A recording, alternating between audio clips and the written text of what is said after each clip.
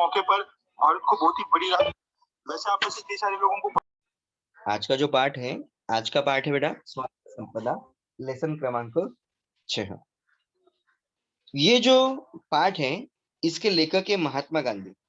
महात्मा गांधी ने ये पत्र लिखा है।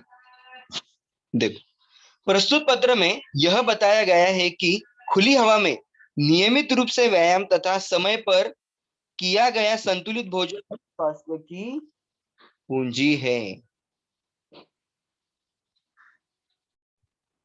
यहाँ पर पत्र दिया है बेटा, जो महात्मा गांधी जी ने जमनालाल को लिखा है। गांधी जी क्या कहते हैं कि कल ही आपका पत्र मिला, उस पत्र का मैं जवाब लिख रहा हूं।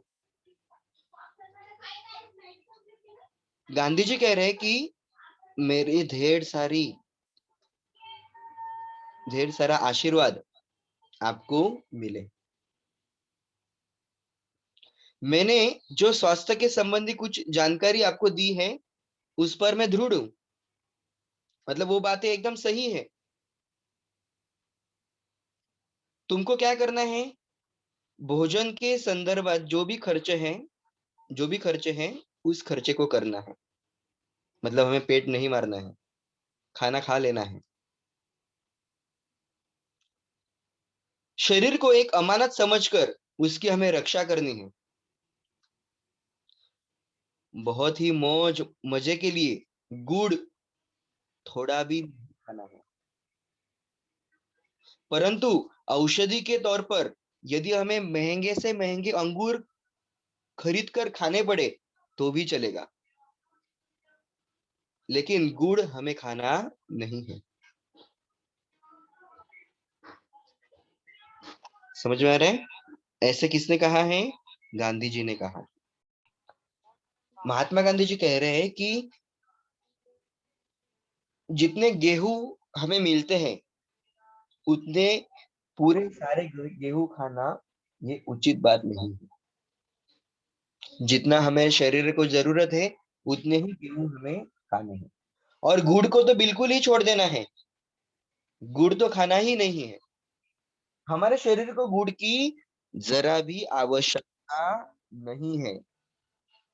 इसके बदले हम शहद ले सकते हैं। शहद पता है ना आपको? हाँ, वो शहद हम ले सकते हैं, लेकिन जब तक हमें मीठे फल मिल रहे हैं तब तक शहद नहीं लिया तो भी चलेगा। कि जैतून के तेल की जगह हमें मक्खन खाना चाहिए। मक्खन में जो विटामिन होते हैं वो जैतून के तेल में नहीं होते, इसलिए हमें जैतून के तेल की जगह पर मक्खन खाने चाहिए। साग में हरी सब्जी होनी चाहिए, मतलब हरी सब्जी होनी चाहिए बेटा। आलू वगैरह जो होते हैं उनका काम और रोटी का काम एक जैसा ही होता है। मतलब रोटी जो काम करती है वही काम आलू करता है, इसलिए आलू वगैरह हमने नहीं खाया तो भी ठीक है, उसका काम तो रोटी कर रही है। और कौन सा काम है?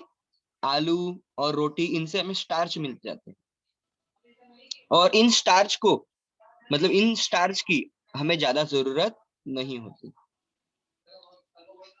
दूध की मात्रा हमें बढ़ानी है। दूध की मात्रा हमें क्या करनी है? बढ़ानी है। मक्खन, दूध, ये सब जितना हम खा सकेंगे उतने हमें खाना है, लेकिन कितना खाना है ये हमारे वजन के ऊपर अवलंबन। हमारा पहले से ही ज्यादा वजन है तो इनकी मात्रा कम करनी चाहिए। हमारा वजन कम है तो हम इसे थोड़ा ज्यादा खा सकते हैं। तरकारियों में लौकी, सब्जियां, फूल गोभी, पत्ता गोभी, बैंगन, बराबर, बिना बीज की सेम, इनमें और एक ऐड है हरी सब्जियां। ये सारी सब्जियां हमें खानी चाहिए। इनकी गिनती अच्छी हरी सब्जियों में होती है। गेहूं का आटा चोकर मिला हुआ ना चाहिए। यदि गेहूं बिल्कुल साफ करके पीसा गया हो तो उसका कोई भी अंश नहीं फेंकना चाहिए।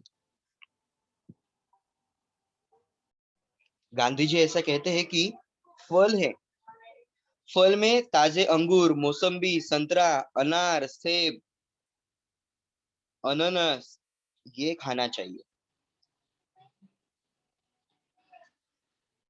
जैसे कि अमेरिका में प्रयोग हुए हैं और बताया गया है कि बहुत सारी चीजें हमें एक साथ नहीं खानी है।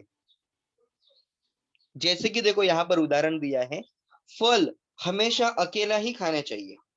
मतलब हम खाना खा रहे हैं और खाना खाते खाते हम क्या कर रहे हैं, फल खा रहे हैं। तो ऐसा हमें नहीं करना है। हमें क्या करना है, फल हमेशा अकेले ही खाना है। उसके साथ साथ और क्या बताया देखो, जब हम फल अकेला खाते हैं, मतलब उसके साथ हम दूसरा कुछ भी नहीं खा रहे हैं, तब उसके गुण बढ़ जाते हैं। भूखे पेट खाना तो सर्वोत्तम है। मतलब भूखे पेट हम फल खा रहे तो वो तो बहुत ही अच्छा है।